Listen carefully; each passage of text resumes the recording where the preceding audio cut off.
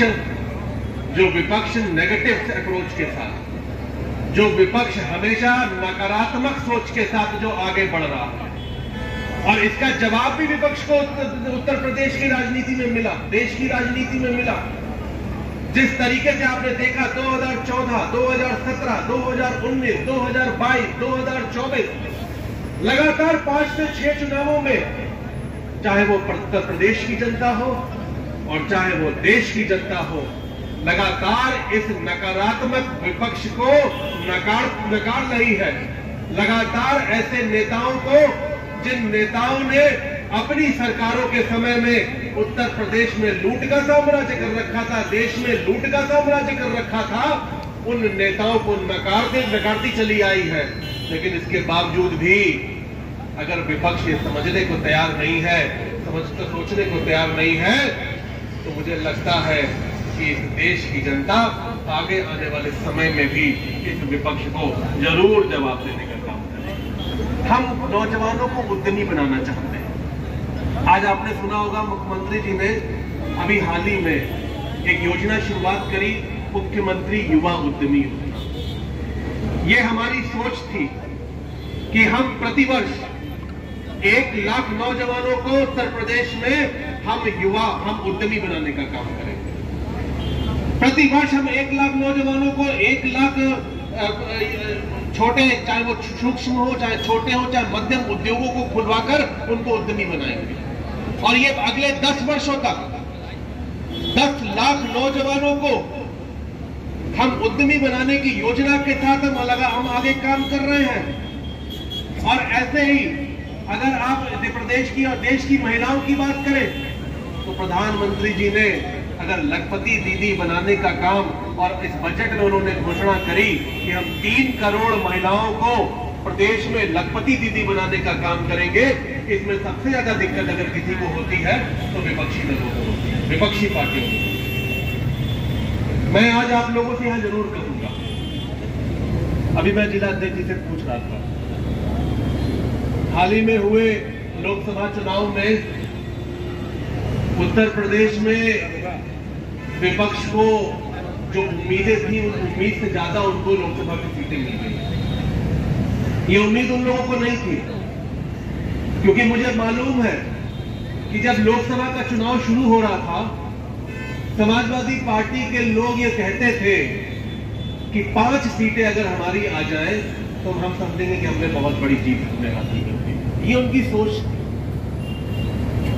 लेकिन जब लोकसभा का चुनाव शुरू हुआ, आपने देखा कि कांग्रेस और समाजवादी पार्टी के लोगों ने एक झूठा नैरेटिव जनता के सामने पेश किया।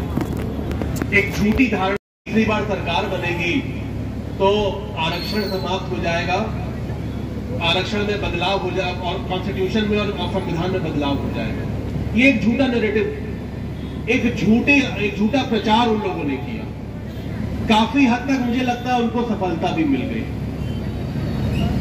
उत्तर प्रदेश जैसे राज्य में जहां विपक्ष 2, 4, 5 सीटें जीतने की उम्मीद लगाए बैठा हुआ था, उस विपक्ष को 40 से ज्यादा लोकसभा सीटें जीत गई, वो जीत के आ गए।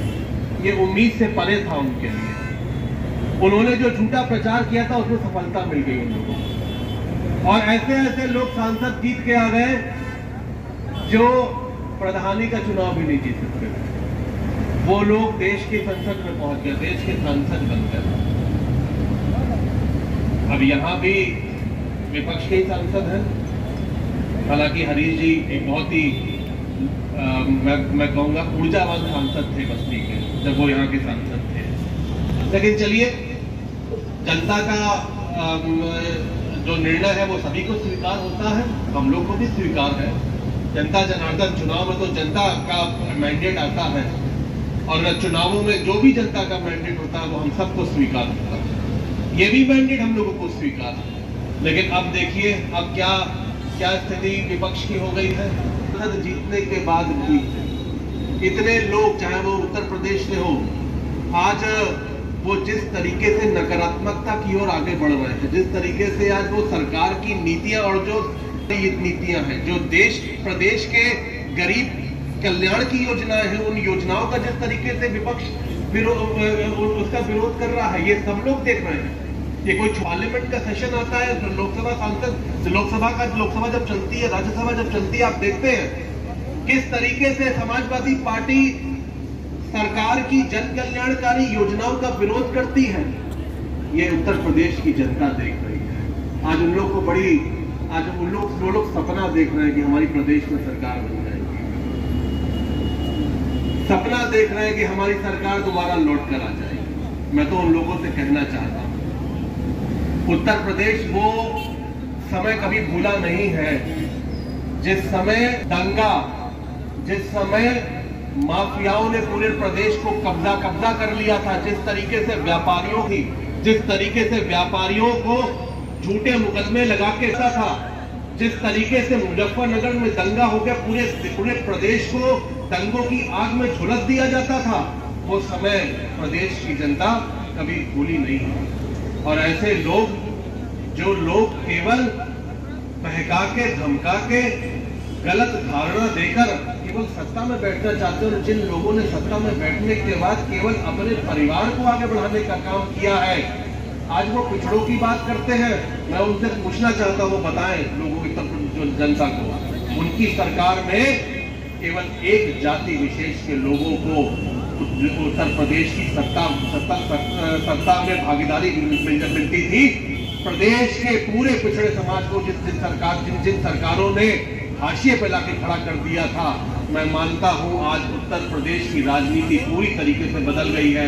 और आज उत्तर प्रदेश की राजनीति में आज जनता ने यह निर्णय लिया है कि हम उसके साथ खड़े होंगे जिन्होंने हमें कानून का राज दिया है, जिन्होंने हमें सुरक्षा देने का काम किया है।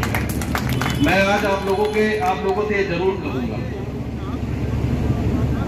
आज उत्तर प्रदेश की राजनीति में मैं व्यापारियों के लिए हमेशा कहता हूं कि व्यापारियों को सजग होना चाहिए, राजनीति में आगे बढ़ना चाहिए। ये बात ठीक है कि हम व्यापार करते हैं, हम अपने घर में हम अपना व्यापार सभी लोग करते हैं, लेकिन अगर हम अपनी बात को सशक्ति और मजबूती से हम अपनी बात को नहीं रखेंगे, अगर हम राजनीतिक तौर पे आगे नहीं बढ़ेंगे, तो हम अपनी बात को मजबूती से नहीं रख पाएंगे। और मैं हमेशा ये बात कहता हूं कि कम से कम प्रदेश के व्यापारी समाज को अपने घर से कम एक सदस्य को जरूर राजनीति में सक्रिय करना चाहिए, जरूर राजनीति में लाना चाहिए। राजनीति एक ऐसा प्लेटफॉर्म है जब हम उस प्लेटफॉर्म पे आकर अपने समाज की बात, अपने व्यापार की बात सरकार को हम प्रभावी ढंग से हम बता सकते हैं। और मैं आज भी कहता हूं, हमेशा मैं कहता हूं जगदीश और अपने व्यापारी साथियों से, जब भी कोई बड़ा सम्मेलन करने की बात आती है तो ये बात जरूर आती है कि यानी व्यापारी समाज कैसे अपनी दुकान, अपने जो उनकी जहां पे बैठते हैं वो व्यापार करते हैं, छोड़ के कैसे आएंगे। हम लोग जब भी सम्मेलन करते हैं, हम लोग हमारी मेहनत इसी पे लगती है कि हमको व्यापारियों को कैसे सम्मेलन में लाना है, इसी पे हम लोग मुझे यही इस बात का मुझे हमेशा ये तकलीफ रही कि अगर हमारा समाज, व्यापारी समाज अगर जागरूक हो जाए, हमें उसे लाने की आवश्यकता ना हो, वो खुद इतना जागरूक हो कि वो अपनी भागीदारी खुद दिखाए राजनीति में, तो शायद आज व्यापारी समाज और भी आगे बढ़कर और भी आगे पहुंच जाएगा और राजनीति में और भी आगे बढ़ चढ़कर अपना स्थान मजबूत करेगा। और मैं आज आप लोगों से कहना चाहता हूं कि उत्तर प्रदेश उद्योग व्यापार संगठन, जिसकी नींव मेरे पिता ने रखी थी और इस सोच के साथ रखी थी कि हम उत्तर प्रदेश के व्यापारियों को राजनीति में लाएंगे, हम उत्तर प्रदेश के व्यापारियों को राजनीतिक रूप से मजबूत करेंगे और उनको राजनीतिक तौर पे आगे बढ़ाने का काम करेंगे। आज भी हमारा संगठन इसी मूल मंत्र के साथ आगे बढ़ता है और मैं आप लोगों को आश्वस्त करना चाहता हूं कि व्यापार संगठन व्यापारी हित में कल भी काम करता था, आज भी कर रहा है, और कल भी अगर व्यापारियों को कोई समस्या आएगी तो व्यापार संगठन व्यापारी हित में आगे हमेशा आपके साथ खड़ा होगा। और मैंने तो हमेशा ये कहा कि मेरा घर तो हमेशा व्यापारी के लिए हृदय खुला हुआ है। मैं तो कहता हूं लखनऊ में मेरे घर का दरवाजा सभी के लिए खुला हुआ है। और मैं आपको आश्वस्त करता हूं कि सरकार से कोई भी वार्ता करनी होगी, किसी भी, चाहे हमें माननीय मुख्यमंत्री जी के पास जाना पड़े, हम जाएंगे। अगर व्यापारी हित की बात होगी, अगर व्यापारी को कोई बड़ी समस्या होगी, तो हम अपने प्रदेश के मुखिया, अपने नेता माननीय मुख्यमंत्री जी तक जाएंगे व्यापारी की बात को लेके, लेकिन व्यापारी की समस्या को हम सुलझाने का काम करेंगे। व्यापार संगठन आपका ये भाई, आपका ये साथी, उत्तर प्रदेश में अपने आप को मंत्री नहीं मानता। उत्तर प्रदेश में मैं अपने आप को व्यापारी का बेटा मानता हूँ, आप सबका बेटा मानता हूँ। मैं सरकार में मंत्री की हैसियत से काम नहीं करता।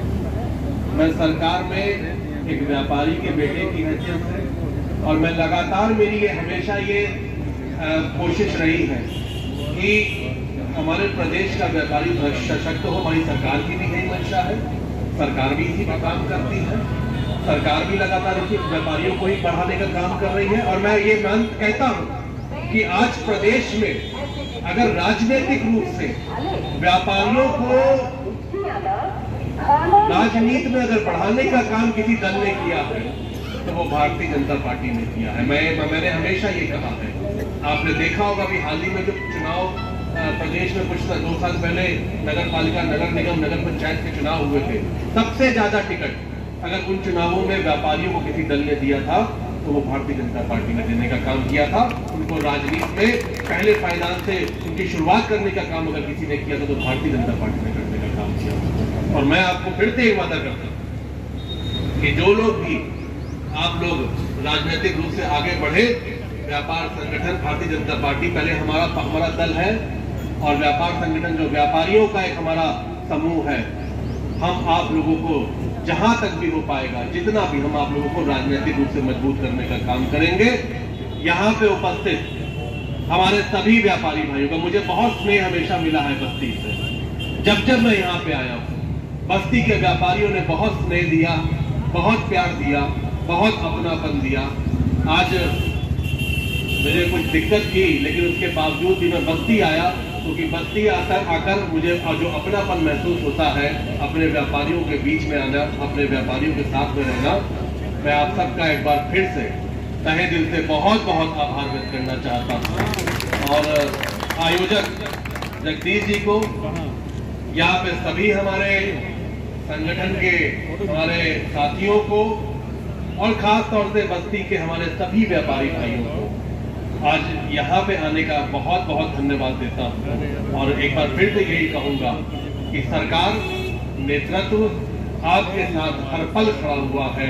व्यापारी सुरक्षा, व्यापारी स्वाभिमान, व्यापारी सम्मान को कभी भी चोट नहीं आने देंगे, कभी भी आंच नहीं आने देंगे। इसी मूल मंत्र के साथ हमारी सरकार प्रदेश और देश में काम कर रही है। बहुत बहुत धन्यवाद, और यहाँ पे उपस्थित सभी भाइयों का बहुत आभार। जय हिंद, जय भारत।